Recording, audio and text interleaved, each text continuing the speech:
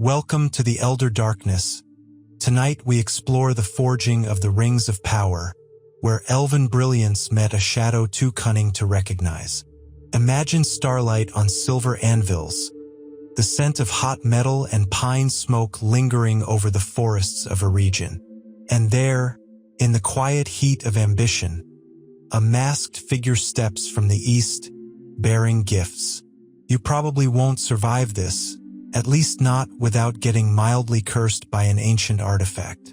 So before we start entering the world of Middle-earth, please take a moment to like my videos and subscribe to my channel, but only if you feel comfortable with this Middle-earth lore. Also, tell me where you're listening from and what time it is there. I love knowing where in the world Middle-earth finds you. Now, lie back and relax as we travel to the world of Middle-earth. A gift from the shadows, Celebrimbor meets the mysterious Annatar, and the Elves of Eregion begin crafting the rings with joy and brilliance, never guessing Sauron's true design.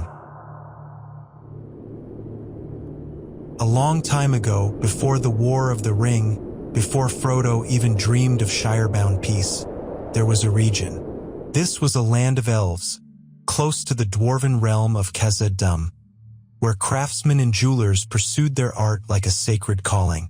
At the heart of Eregion stood Celebrimbor, grandson of Fëanor, yes, that Fëanor, the guy responsible for the Silmarils, the family drama, and a healthy portion of elven trauma.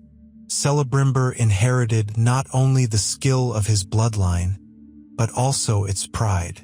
So when a stranger arrived, cloaked in beauty and knowledge, calling himself Annatar, Lord of Gifts, the elves, ever hungry for creation and mastery, welcomed him.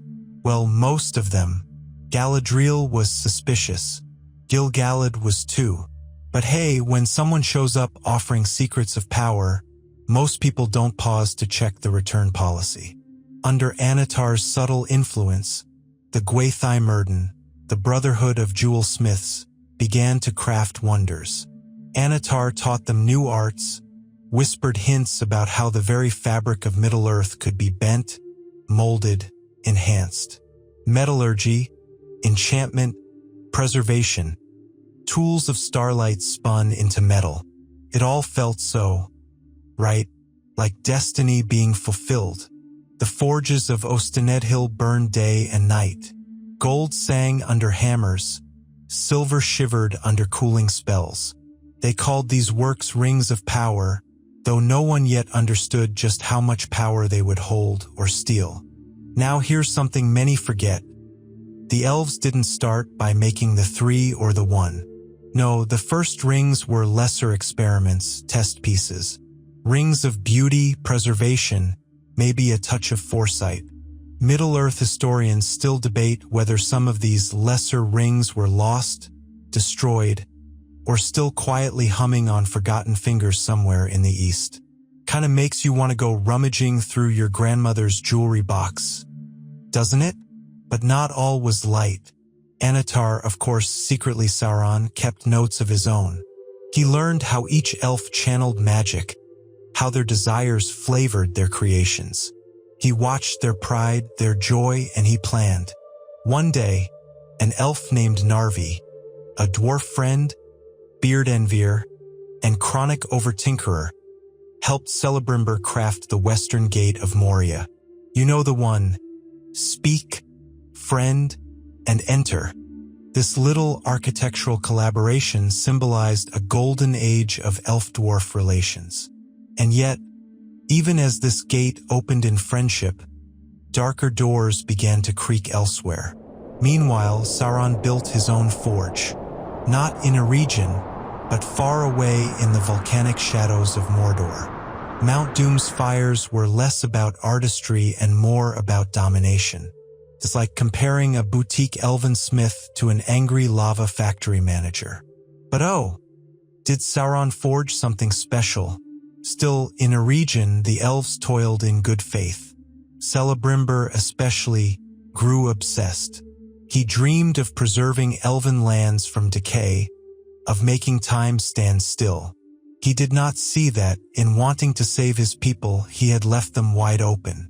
And so the true rings were born, but not all at once, not with fanfare.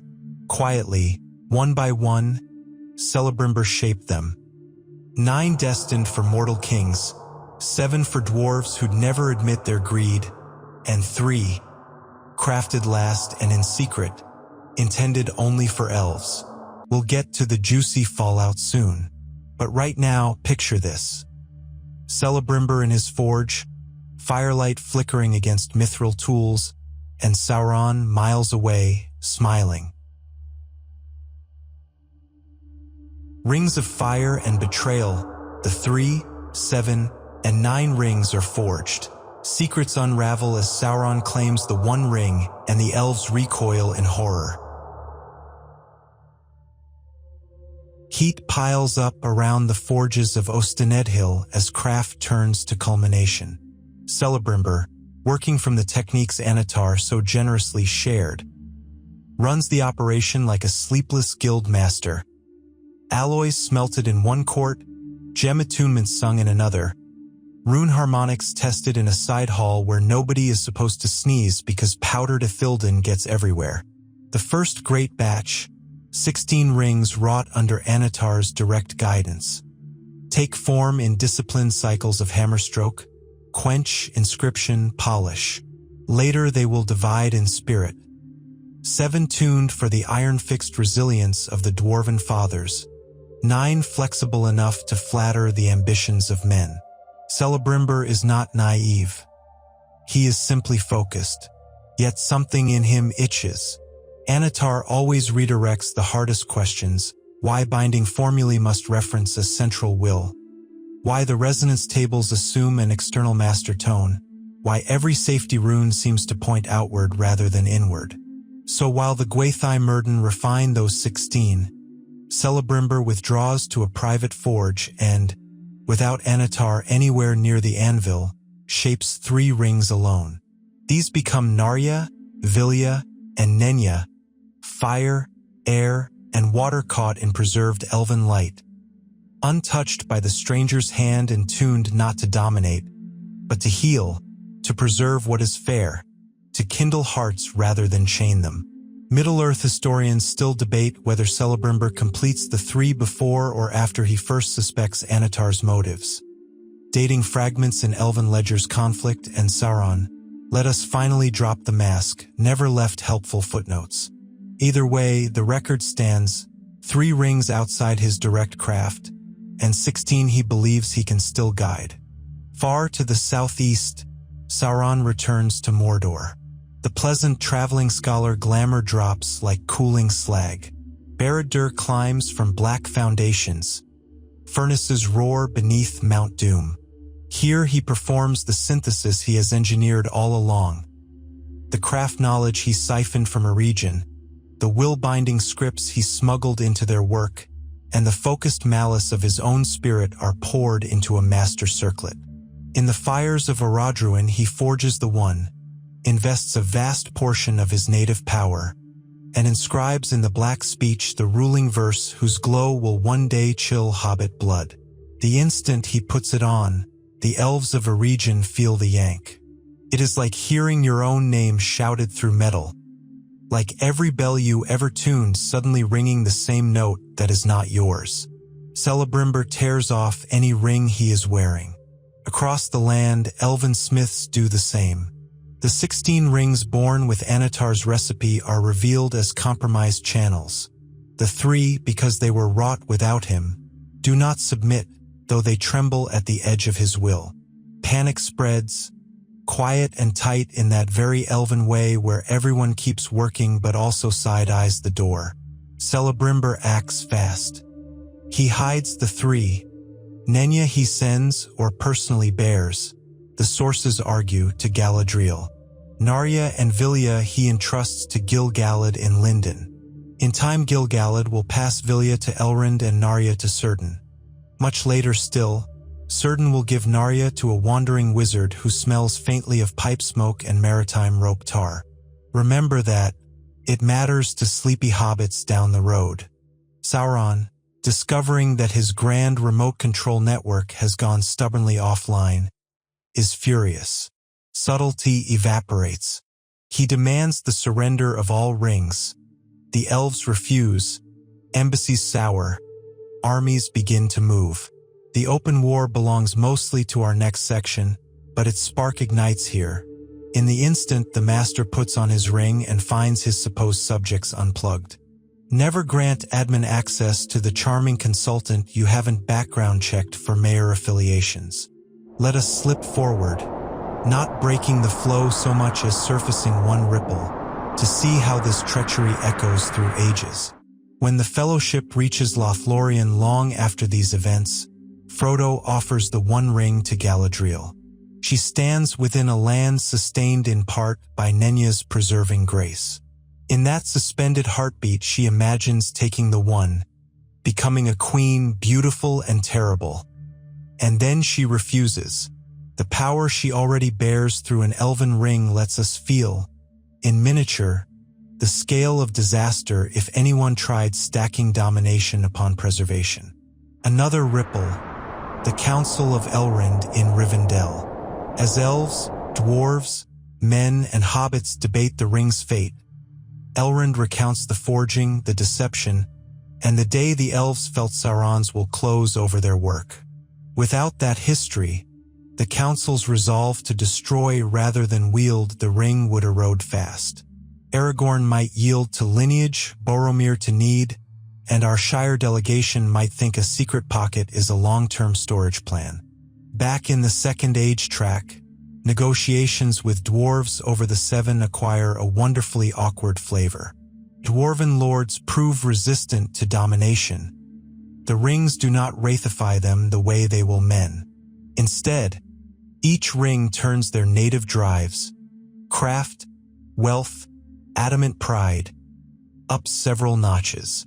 One fragmentary Khuzdul account, possibly tavern exaggeration, definitely memorable, claims a dwarf king once wore his ring over a heavy smithing gauntlet so he wouldn't misplace it during battle.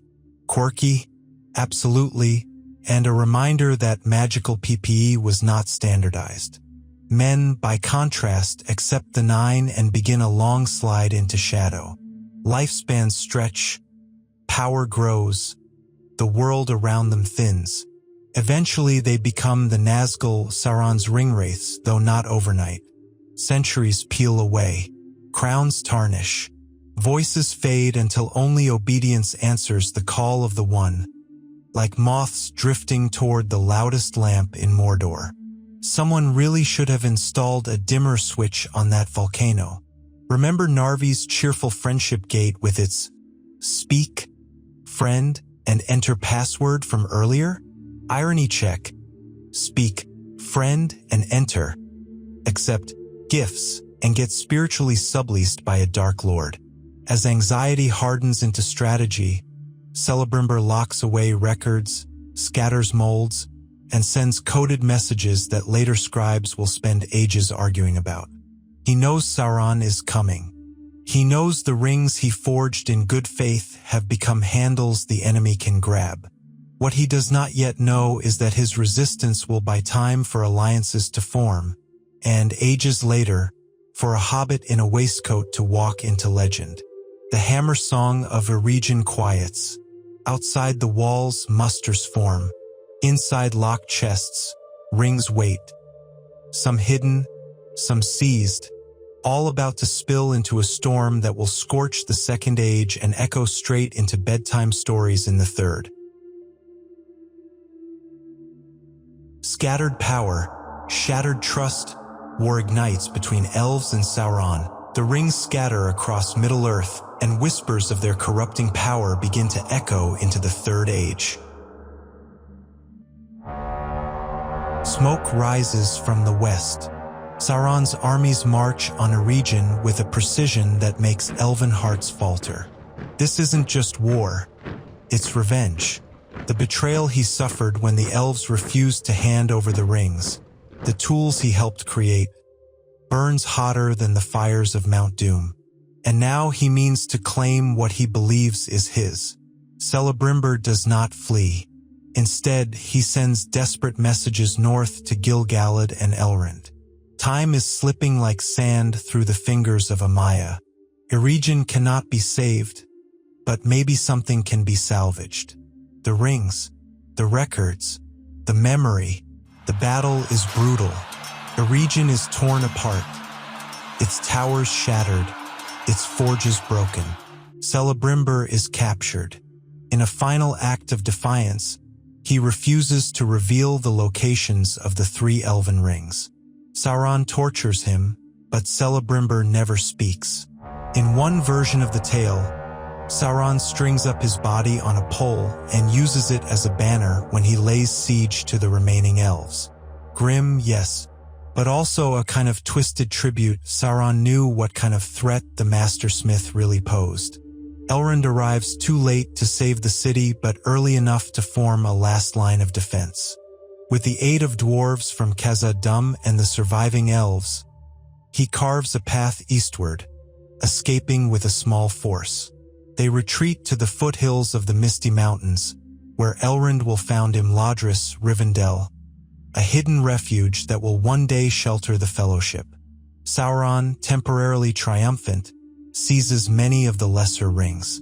These he redistributes, 7 to the dwarves, 9 to the leaders of men. From this moment onward, the rings of power no longer belong to their makers.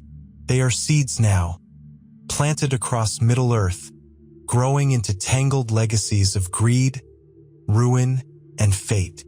And the effects ripple. The 7 stir the hearts of dwarves, especially the House of Durin. While the rings do not enslave them like men, they inflame a deeper hunger. Gold, gems, the wealth hidden in the bones of mountains.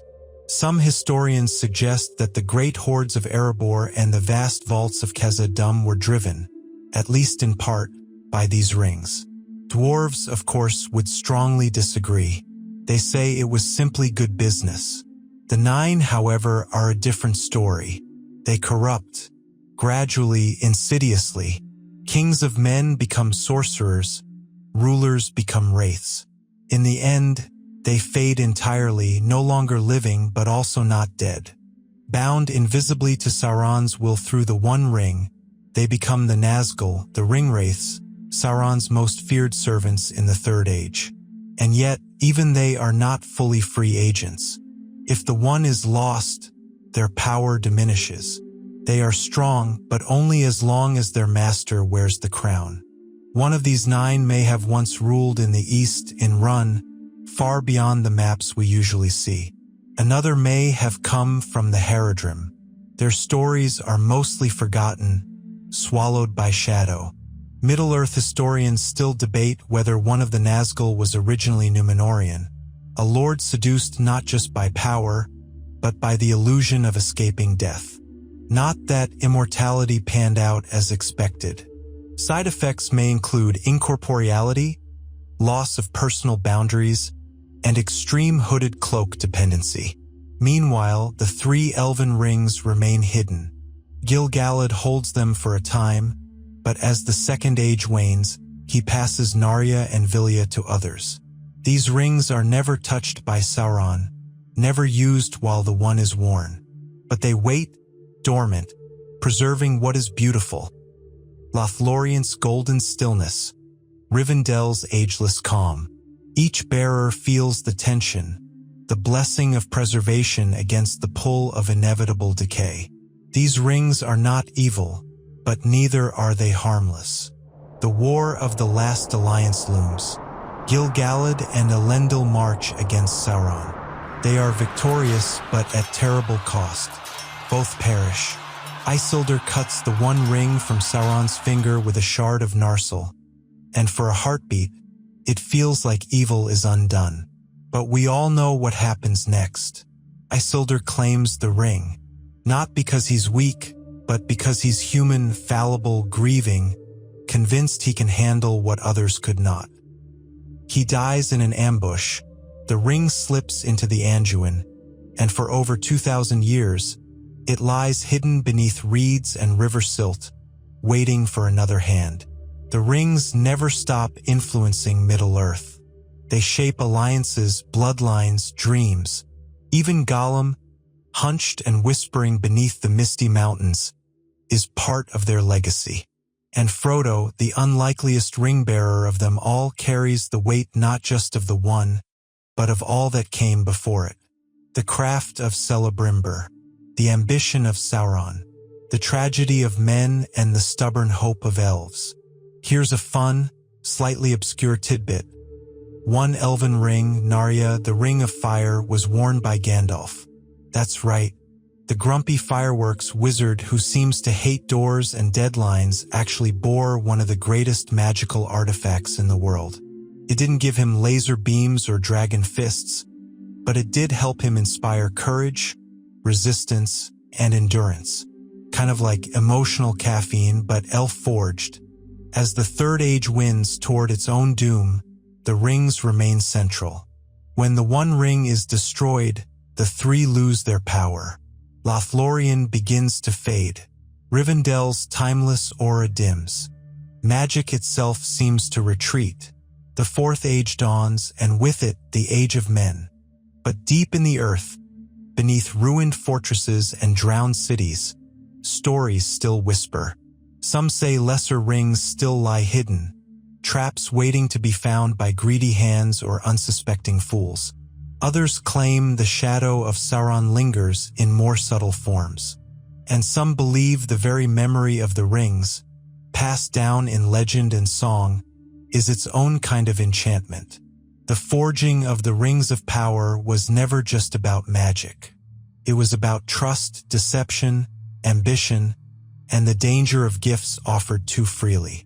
It was about the lines we draw between creation and control. And as we've seen, it only takes a single ring to draw every fate together. Let's slow down now.